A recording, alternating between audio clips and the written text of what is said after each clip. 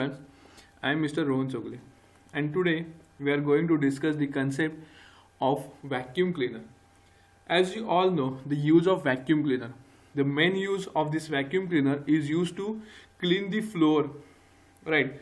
So nowadays different vacuum cleaners are there which are used to clean the floor, as well as we can use with the help of that vacuum cleaner we also clean the cars.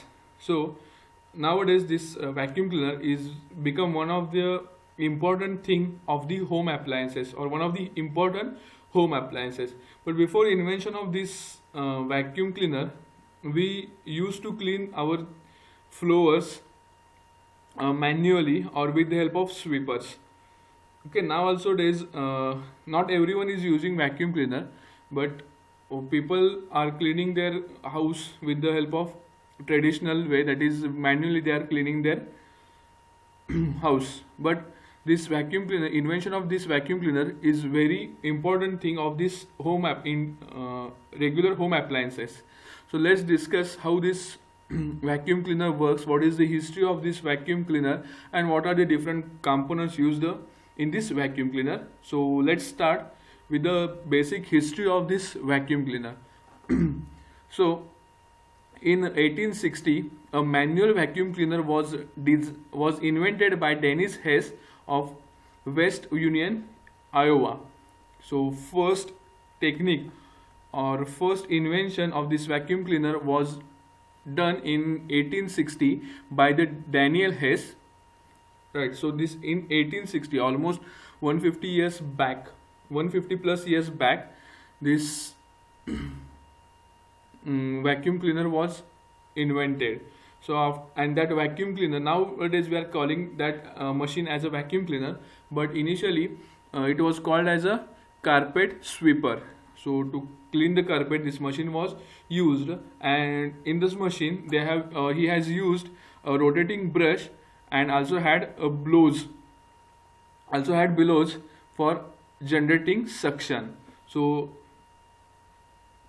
whatever carpet sweeper was developed in 1860, it had rotating brush and bellows. So with the help of this rotating brush and bellows mechanism, he was used to clean the surface or carpet. So again, after that, after 1860, in 1869, a new model was developed. It was called as a whirlwind, and it was invented in Chicago by the McGaffey. So it was invented in early 1869 or in 1868. So after that the invention goes on continuing. So whatever devices were used, okay, this devices was invented, they worked with a belt driven fan cranked by the hand, and that made it awkward to operate. So whatever devices were invented, they had a belt driven fan and it was cranked by the hand, so that they feel that to operate this, or they feel awkward to operate this. Though these were successfully marketed, but they feel that the operating of this type of machine was awkward. But after that, in 1876, the Bissell of Grand Rapids, Michigan, was invented a new model, and it was also called as a carpet sweeper. But later the company where he was working, they were added the portable vacuum cleaners to its line of cleaning tools. So they have added the portable vacuum cleaner in the tool of this in the line of cleaning tool. So again, as invention goes on, in the 19th century, the powered vacuum cleaner were introduced. Excuse me. So the early types of some variation of blowing air, early types used some variations of blowing air to clean instead of suction. So initially, nowadays whatever vacuum cleaners we are having, they are having the suction technology, who sucks the dust or air from this carpet or the floor, But initially, the whatever machines were developed, they had the blowing air technology. So with the help of blowing blower or the blowing air technology, whatever floors or whatever carpets were there, they were cleaned. But in the 1901, a powered vacuum cleaner using the suction were invented by the British engineer Booth and the American inventor Kenny. So these two uh, inventor, that is David Kenny and Hobart Booth, they invented the first powered vacuum cleaner using suction technology. Then again the portable vacuum cleaner device was used in the domestic market in 1905, and it was manufactured in Birmingham, England. So this is a basic history related to the vacuum cleaner.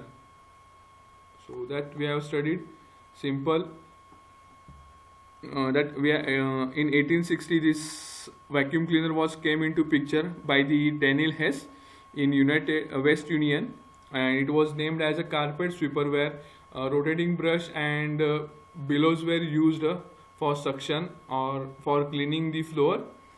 Then the whatever machines were there, that machine work with a belt driven fan cracked by the hand, and that made them awkward, though it was successfully, or though they were successful in the market, then too they feel it is then too they feel it awkward. Again in the 19th century, the powered vacuum cleaners were used. Initial vacuum cleaner had the blowing air technology, but in 1901, powered vacuum cleaner using suction was invented by the Booth and the Kenny. Again, we got this portable vacuum cleaner in 1905. Okay, from that onwards, different advantages were added. The size were get reduced, and n number of features. Automatic vacuum cleaners were developed, and again different types of vacuum cleaners are available in the market nowadays. So as we have discussed that it has a brush, then it has bellows were used. Again powered vacuum cleaners were developed. Okay, so again it has suction technology. So as we have discussed these different things, so from this we come to know that it is made up of different parts. Okay, basically in this vacuum cleaner, 6 parts, those are essential. They are intake port, then exhaust port, so electric motor, fan, porous bag, and housing that contains the all other components. So these are the 6 essential parts related to this vacuum cleaner. So let's discuss these components of this vacuum cleaner one by one. So basically, whatever this vacuum cleaner machine is there, that machine looks complicated, but the conventional vacuum cleaner is actually made up of 6 essential components that I already discussed. I already told you that intake port, which include variety of cleaning accessories. This intake, apart from in this intake port, has n number of also not n number of, so different accessories were there, like rotating brush is there.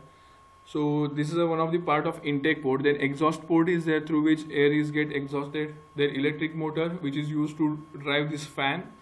Then porous bag is there, which collect the dust. Then housing that contain the all other components. So different components are there. So let's discuss these components one by one. So before going to the component, here I have shown one picture of this inside of this vacuum cleaner. Okay, I got this from the how the stuff works. So as I said, this is the intake port. So this part is the intake port, and this intake port has the rotating brush. Okay, so this shaft is there. On that shaft, the brush is mounted, and this shaft is rotating, so that this is nothing but a mechanism of rotating brush. Again, after that rotating brush, we had different exhaust port is there. So this is the exhaust port. Okay, so this is exhaust port through which air get exhausted. Then after that electric motor is there. So here with the white circle electric motor is shown. Then after that it has the fans. So and this fan has the blades. Okay, with the help of this electric motor the fan is get rotated, and due to this rotation we got the air in outside air into this dust bag. So from this dust bag, as we have the filter, whatever air is get filtered and whatever dust is there, that dust is collected inside this dust bag, and the air is get removed or get exhausted with the help of this exhaust port. So these are the main parts or the main components related to the vacuum cleaner. So let's discuss this. Okay. So when you plug your vacuum cleaner, when you plug your vacuum cleaner in, it turns it on, and then when you turn it on, the electric current operates the motor. So as we have said, this when we turn this vacuum cleaner on, the electric current, due to that electric current, the electric motor start rotating. The motor is attached to the fan, which has angled blades like airplane propeller. So as I said, this fan has blades, and these blades are similar to the aeroplane propeller, and this fan is driven with the help of this electric motor. So when we turn on the power of this vacuum cleaner, the electric motor start rotating. So as the fan blades, so due to that fan also start rotating. So as fan blades turn, they force air forward to the exhaust port. So as I said, as when the fan start rotating, due to this rotation, the air is get inside through this intake port towards, and it moves towards the exhaust port. So this is a exhaust port. So when fan start rotating, the whatever air is there, that air is forced towards the exhaust port. When the when air particles are driven forward, the density of particle increases in front of the fan and decreases behind the fan. So due to this, when the rotation start, whatever density of air particle is there, that density of air particle increases in front of fan, and it is less, or we can say it is decreases behind the fan. So due to this, as a pressure drop behind the fan is just like the pressure drop in the straw when you sip your when you sip your drink. So we know that sometimes we used to drink water with the help of that straw. So when we suck that water with the help of that straw, so when we suck, there is a pressure difference at the bottom of the straw and at the top of the straw. So due to that pressure difference, water is get pushed into that straw, and due to that we get that water in our mouth. So due to this pressure drop, or this is the whatever pressure difference technique is there, the same technique is used in this vacuum cleaner. So due to this pressure drop, or what we can say, the pressure level in the area behind the fan drops below the pressure level outside the vacuum cleaner. So whatever pressure level is there behind the fan drops below the pressure level outside the vacuum cleaner. So pressure in the vacuum cleaner is less as compared to the atmospheric pressure.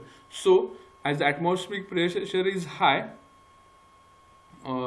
so whatever ambient air is there, or we can say whatever atmospheric air is there, that air pushes itself into the vacuum cleaner through the intake port, because the air pressure inside the vacuum cleaner is lower than the pressure outside. As I said, whatever pressure is there inside the vacuum cleaner is less as compared to the atmospheric pressure. So due to that pressure difference, whatever atmospheric air is there, that air pushes itself into the vacuum cleaner through the intake port. So that whatever air is there, that air or whatever air atmospheric air is there, that comes inside this vacuum cleaner, and this process is continued till your fan is in running state. So when the fan is in running state, or we can say the fan is rotating in a constant mode, So due to that, a constant stream of air is moving into the intake. The constant air is moving through intake port, and it get out from the exhaust port. So as a rotation speed is constant, so due to that, the constant stream of air is moving into this vacuum cleaner. So this is a simple things related to the vacuum cleaner. So I have explained the different parts of this vacuum cleaner, that is intake port. So when we start the electric motor, or when we on the supply, the electrical motor start rotating. Due to that, this fan, with those who are having the blades, they also start rotating. So due to that, there is a pressure difference between the in the vacuum cleaner and in the outside atmosphere. So in the vacuum cleaner, there is a less pressure, so as compared to the atmospheric pressure. So due to this pressure difference, that atmospheric air it's force itself to get in the vacuum cleaner through this intake port. So as it gets inside that intake port, in this part we are having the dust bag. So whatever air comes inside the dust bag, it passes, or it get out, or it get exhausted from this exhaust port. But before it get exhausted, it has to be passed through the filter. Through that, only clean air with, or we can say air with the less dust, is get exhausted from this bag, and whatever dust is there, that dust is get collected in this dust bag. So in this way, this particular vacuum cleaner works. So the one question comes in our mind is that how does a flowing stream of air collect a dirt and debris from your carpet? So main thing is that how this flowing air collect the dirt from your carpet, and the thing behind, or the principle behind this, is that the friction. So due to this friction, the air collect the dirt from your carpet. So in the next lecture, we'll discuss this friction principle. So I hope you understand this component and history of this vacuum cleaner. So let's just take a quick review what we have studied over here. So in this lecture, we have studied the history. That is, this vacuum cleaner was invented in 1860 by the Daniel Hess.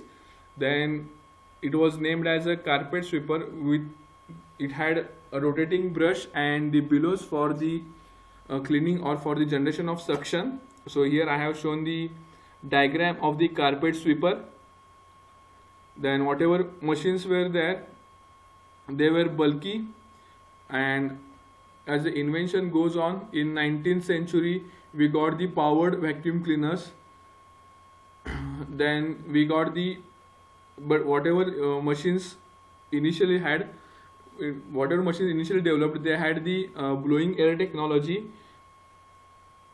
But in the 1901, powered vacuum cleaner using the suction were invented by the Booth and the Kenney. Then we got the portable vacuum cleaner in 1905. Then we have studied, or we have discussed, the main components, or 6 essential components of this vacuum cleaner. Intake port, through which air is entered into the vacuum cleaner. This intake port has variety of cleaning accessories that we have discussed, that rotating brush. Then it has exhaust port, through which air is get exhausted. Then electric motor and fan. With the help of this electric motor, this fan is get rotated. This fan has the blades. Then porous bag, or we can also say that we have the dust bag, which collect the dust, which is get separated from the air, and housing that contain the other components. So here I have tried to show the diagram of this, or inside view of your vacuum cleaner. So just go through this diagram, so the picture of this vacuum cleaner will get clear. So, and here we have discussed the same again. So in the next lecture, we'll discuss the concept of friction. Okay, so we'll stop over here. Thank you.